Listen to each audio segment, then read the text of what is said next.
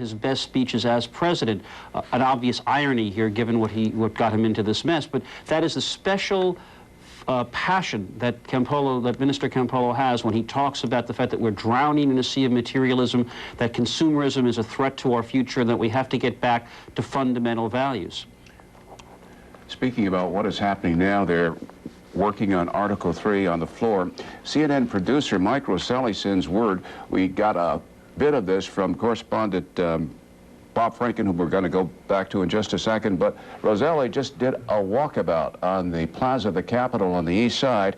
He reports that all the galleries inside are full, but outside there are large crowds, and he notes that the line to get into the Capitol building is longer than the line at the National Art Gallery for the Vincent van Gogh works on display. Bob Franken? Well, you know, that's actually quite a change from yesterday, where it was the other way around. Everybody here apparently is interested in seeing history being made, and it is. I wanted to talk to you about Article 3, Obstruction of Justice. This one is one of the two that they thought might pass. This is not considered as strong a charge as Article 1, which of course has passed. This is the one that provided pretty much the fodder for independent counsel Ken Starr's investigation. This includes the charge that there was an effort to hide the gifts that involved the president's personal secretary, Betty Curry. This is the one that charges that, in fact, the president tried to get Betty Curry to change her mind. This is the one that charges that there were efforts to get Monica Lewinsky a job to be quiet. This, as I said, is the one that has provided much of what we have learned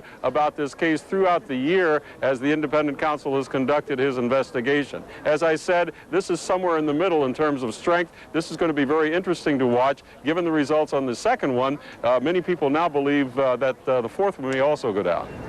You just anticipated my next question, Bob, to jump ahead to Article 4, which is? That is the one where it is charged that the president, in fact, was abusing his office because of the 81 answers he provided to Congress to the questions the Judiciary Committee sent to him. They say that among those answers were examples of perjury.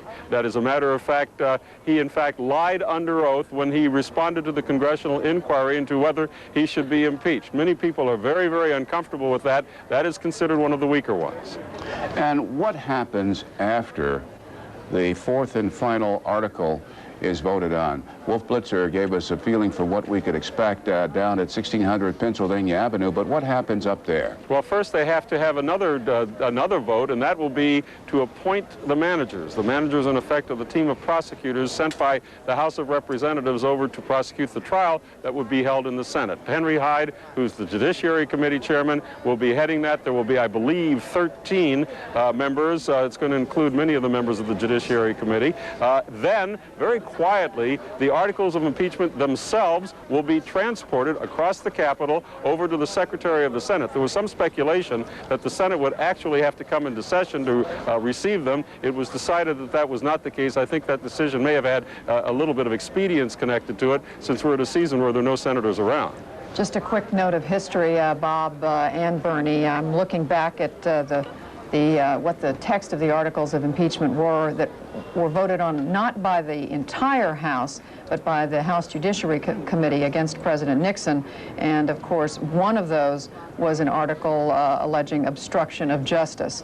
Now, the details are very, very different, but at least in this sense, if this article were to pass, and right now the numbers are getting close, we're not there yet, it's at 211 and they need 218, President Clinton would have at least one dubious distinction that he would share with President Richard Nixon.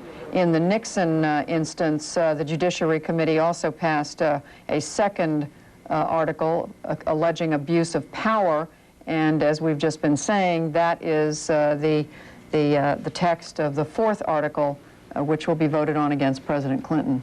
And Bob Franken, I'm concerned that somewhere around the world, someone might be turning on CNN for the first time. We obviously are reporting to you on the voting of the articles of impeachment, but Bob, this day began with some utterly surprising news involving Bob Livingston of Louisiana. Well, Will you bring us up to date on that? Bob Livingston of Louisiana had been nominated by his party to be the new Speaker of the House, and in fact had been running things, in effect had taken over as Speaker.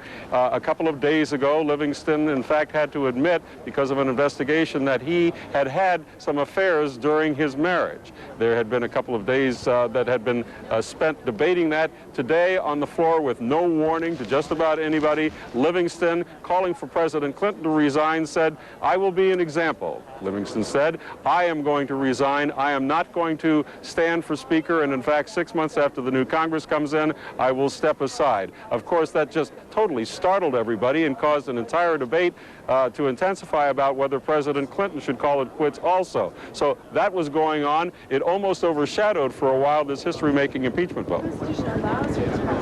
Bernie? Which is underway on Article 3 right now. Article 3, the obstruction of justice count. May I make one point about Article 4? Originally, that included any number of acts that were not considered illegal. There were the charges that President Clinton had misled his staff, that he had in fact misled the American people, and that all of that constituted abuse of power. Last week, the Judiciary Committee Republicans were uncomfortable with that. They considered it such a weak case, they got rid of all the parts of that charge except the illegalities they believe occurred in the 81 answers. Jeff, as you come in... I just wanted to very quickly say something, that the obstruction of justice article, which appears that it is going to pass very narrowly, although I should hold and say, let's make sure. The problem with this article, unlike Article 2, is that the evidence is more circumstantial. In other words, Article 2 failed because a lot of Republicans thought that didn't rise to the level of an impeachable offense. If the Republicans had believed that there was harder evidence that the president had in fact tampered with witnesses and tried to get people to change testimony, it probably would have passed by a much larger margin, and I suspect even some more Democrats would have joined it. It was the nature of the evidence rather than the charge itself that made this one so close. If I may point out, Jeff's point is excellent, to the extent that if in fact there is a Senate trial, the passage of the obstruction of justice with its circumstantial evidence would almost certainly mean that the witnesses who've been the principals in this case would be called to testify in public before the Senate. That would include Monica Lewinsky, Linda Tripp, Betty Curry, possibly Vernon Jordan. And Bob Franken, procedurally, tell us why these articles are being voted on in such pell-mell fashion with no more debate. I'm sorry, Bernie, I had some noise and I couldn't hear. May I ask you to ask the question again? Procedurally, tell us why these article votes are being taken in such pell-mell fashion with no more debate. Because the debate is over. As a matter of fact, it really was over when the Democrats put in their motion to recommit, which of course was a way to debate the censure resolution. As soon as that went down, then it was time to move on to the prevailing business, which is the articles of impeachment. They could have been voted on as one impeachment resolution with 4 sections to it. But of course, everybody had agreed that it should be divided, to use the term they use up here, so each article could be voted separately. That's what's going on now, but they're really voting on one resolution divided into 4 articles of impeachment. The number has just gone to 219. So it's the passed. Third article is passed. This is the article accusing the president of obstruction of justice. This is now the second article passed. It is the third in a And I'm reminded by our CNN President Rick Kaplan that that's assuming no one changes their mind, changes their vote. There still is a little over a minute left for them to do that. Not likely, but possible. Michael Gerhardt, you look like you want to jump in here. Well, I think one of the things to keep in mind with respect to this third article, and we're assuming but not yet certain it will pass, given the apparent tally, is that I think of all the articles, this was the one most self-consciously crafted after the articles that had been approved by the House Judiciary Committee against President Nixon.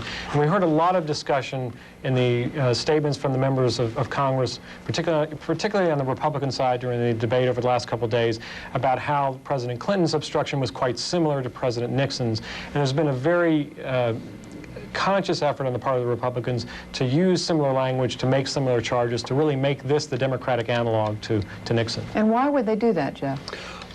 Because they're trying, again, for months, really, we've had the same argument in one sense. It's only about sex. It doesn't rise to the level of impeachable offense. Oh, you're wrong, say the Republicans. This is about the rule of law. It's about serious tampering with the whole justice process. The more you can make this sound like a Richard Nixon attempt to obstruct justice, the more serious and weighty it sounds, the more impeachable it sounds. And now that the second article has passed, let's go to the White House to CNN's John King. Judy, obviously another defeat for the president, but these past almost 11 months now, as we've discussed the whole Monica Lewinsky story, often the political advice has competed with the legal advice, the president's lawyers sparring with his political advisors. Some irony here, as Jeff Greenfield has been discussing, the president's lawyers from a legal standpoint. The yeas are 221. Let's go back to the floor. The nays are 212. Article 3 is adopted, and the motion to reconsider is laid upon the table.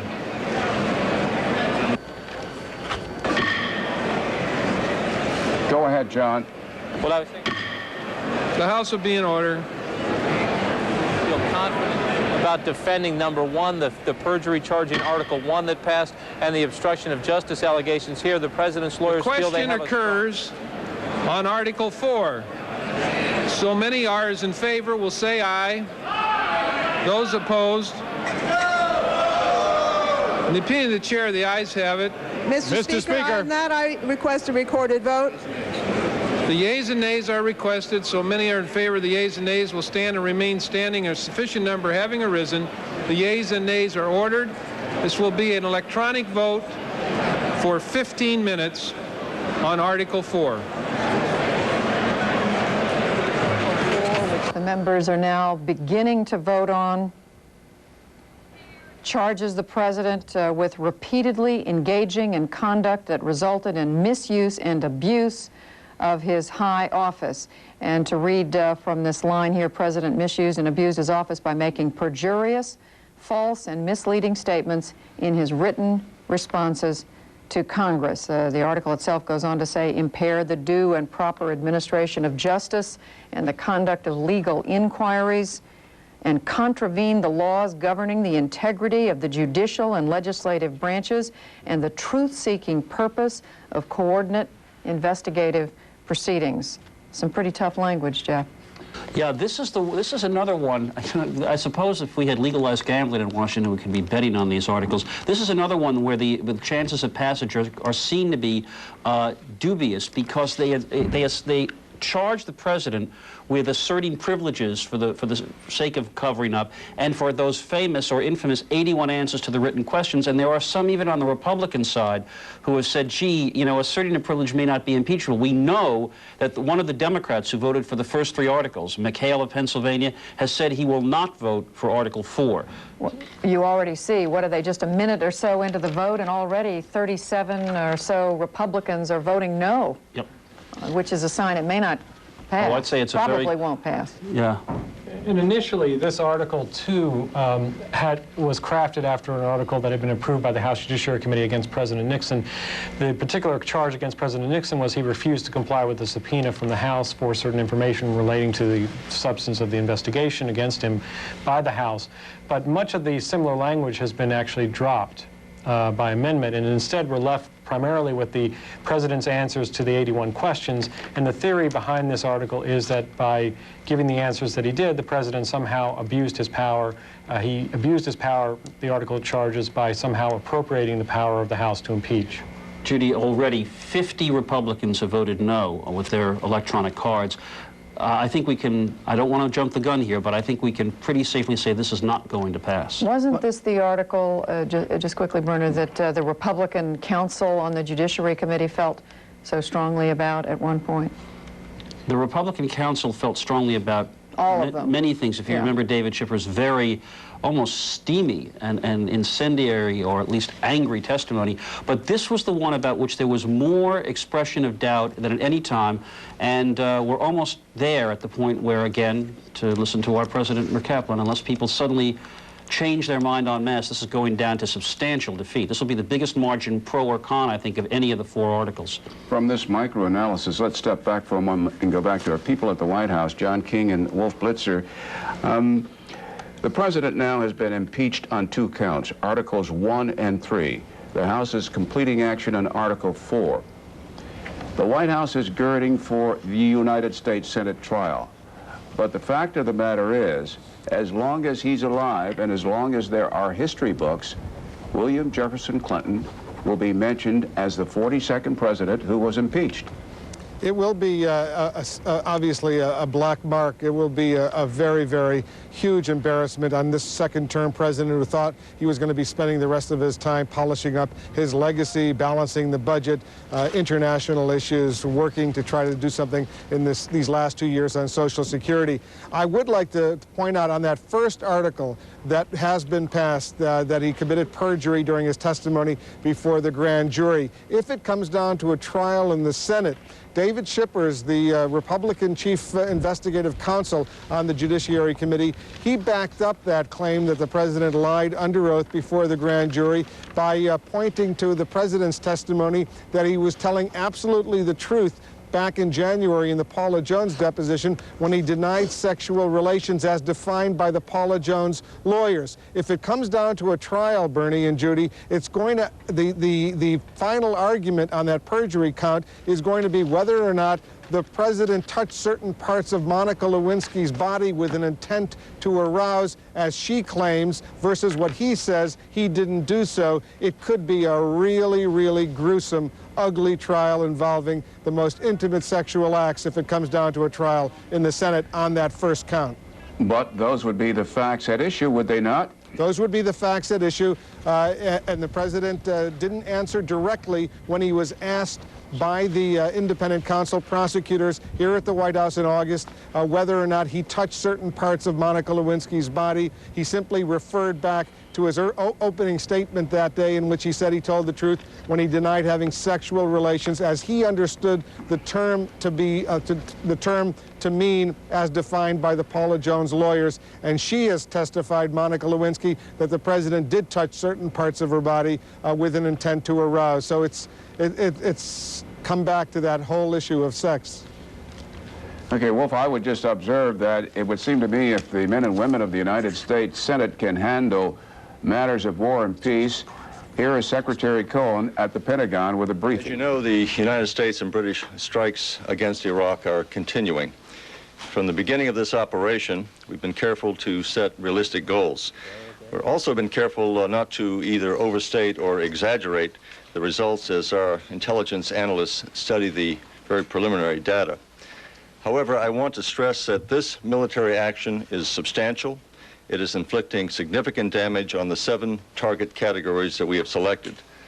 And these are as follows: Iraq's air defense system, the command and control system that Saddam Hussein uses to direct his military and to repress his people, the security forces and facilities to protect and hide his efforts to develop or maintain the deadly chemical and biological weapons.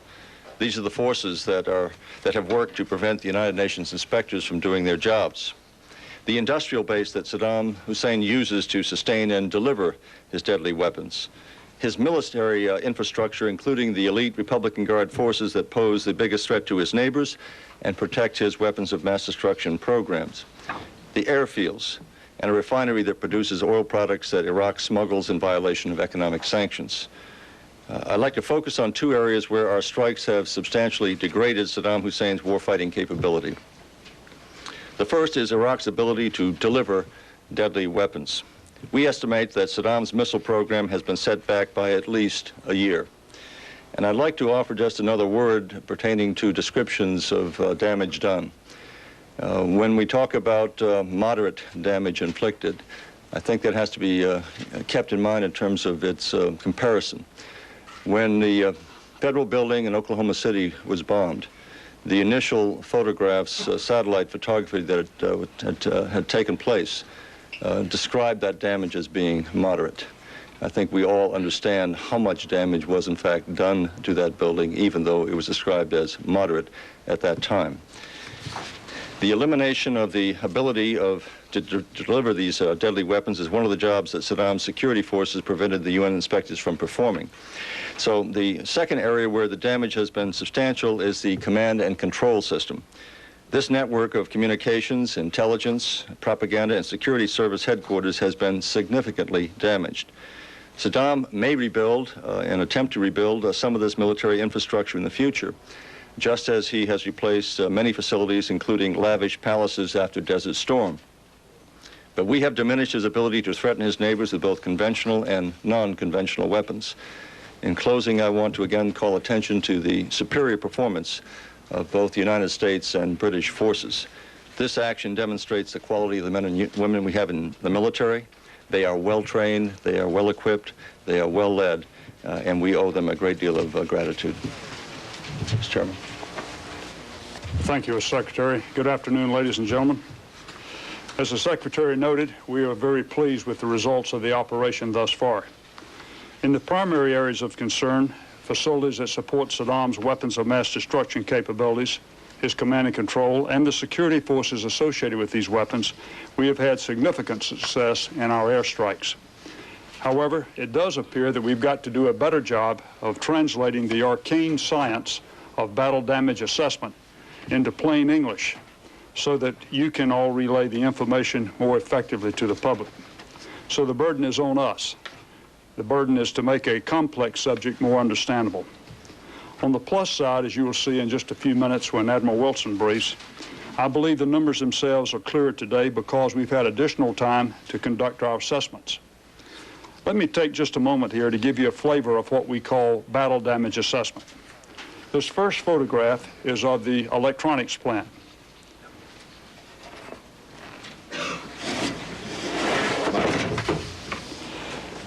Here you can see three different impacts. The one on the left, our analysts assess as moderately damaged.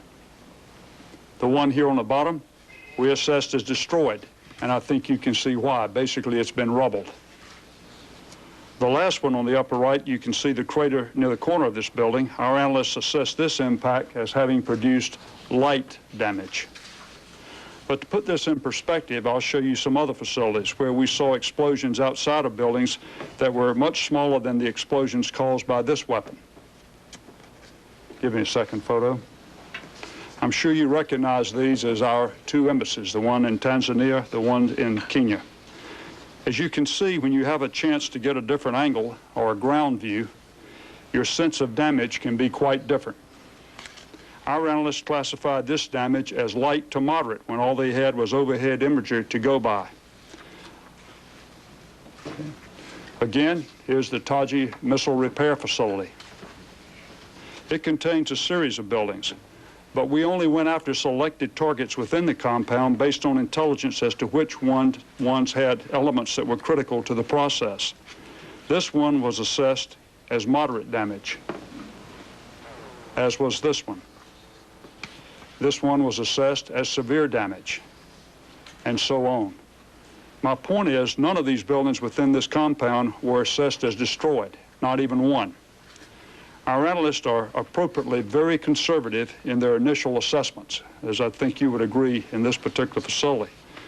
But in my view, this facility will not be usable for Saddam's efforts to maintain or improve his missile capabilities in the years ahead. I'd also like to point out, as you can see, many of the buildings in this facility appear to be undamaged. And the reason for that is because they were not targeted. We only went after specific buildings within the compound, again, ones that were related to our mission objectives. I'll leave the rest of the details to Admiral Wilson. To sum up, I am very pleased with the results of our strikes. The plan is being executed with precision and success. Before we take your questions, let me update you for just a second on the status of our operation right now. As you know, U.S. and British forces are again striking targets in Iraq as we speak. To update last night's actions, all of our pilots and our air crews returned safely from yesterday's airstrikes. We conducted approximately 150